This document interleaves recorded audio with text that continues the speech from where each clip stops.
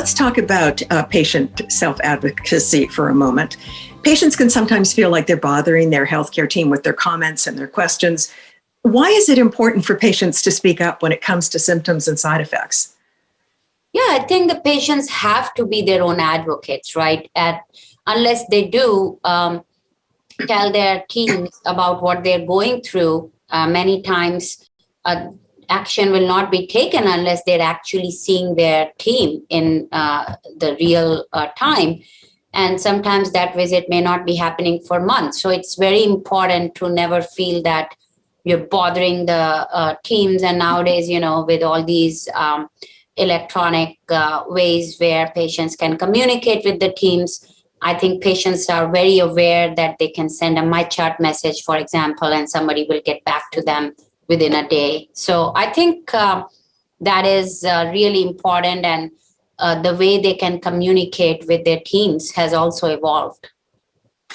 How do you think patients can feel confident in speaking up and becoming a partner in their own care?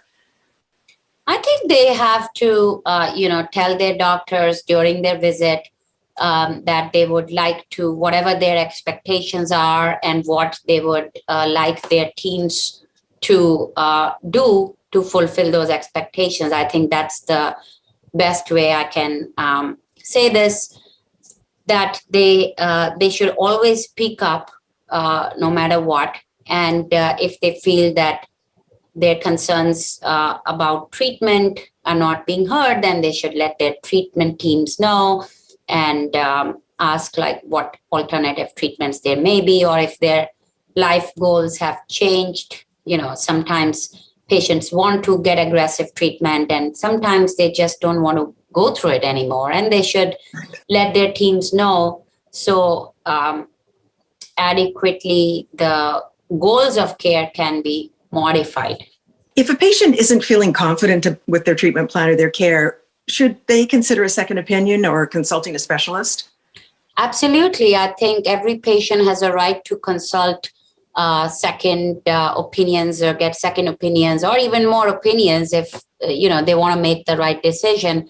Many times patients are told about one treatment option and then they want to know, well, what other alternative options do I have? What if I really don't want my bladder out? Is there anything else that can be done?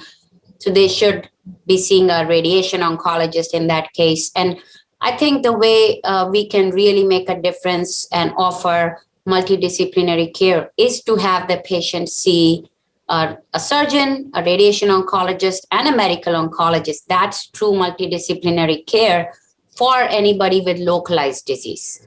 And if for metastatic disease, we have a lot of options, and usually medical oncologists are the ones who manage it. Patients can always get second opinions if they feel they want to do something less or more aggressive. Mm-hmm. What advice do you have for patients who may be nervous about offending their current doctor by getting a second opinion?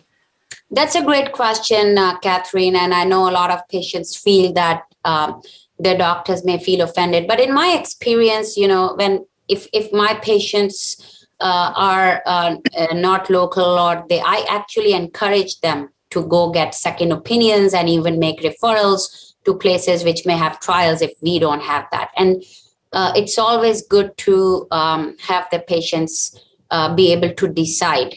And I don't think nowadays doctors take offense if patients want to get another opinion. In fact, we try to collaborate with our community oncologists, where let's say patients are currently being treated and then they come to us to discuss trials or just to discuss if they're on the right track. We reassure them and reach out to the community doctors that, yes, we totally agree with what the patient is doing, and these are some other options down the line. And with the advent of virtual health, it's really become a lot more collaborative because patients are still getting treated locally. And when they have their scans and have questions, they can set up a virtual appointment with their doctors in institutions where we have more treatment options like trials. Dr. Gupta, if patients want to learn more about bladder cancer, or if their families want to learn more, what are some credible resources that you would send people to? Yeah, I think it's always good to get credible information than just Googling things, which may or may not be true. So bcan.org is a very powerful resource, that is Bladder Cancer Advocacy Network. And as the name implies, it's for the patients, made by bladder cancer advocates. And that's one of the resources that we highly recommend. And then there's this resource that you all are working on. So I think these collectively are the best sources of information which patients should try to stick to. Right. Yeah, that's good advice. To close, what would you like to leave our audience with? What are you hopeful about? I think I would like to say that there's a lot of good information. There's a lot of advocacy resources. Patients should try to get their information from these verified sources and bring it to their care teams, and never hesitate to reach out for whatever they need during their diagnosis and treatment phase. And always ask questions, ask about clinical trials, ask about alternative options. And that's what I would leave the message to be. Thank you so much for joining us today, Dr. Gupta. We really appreciate it. Thank you, Catherine.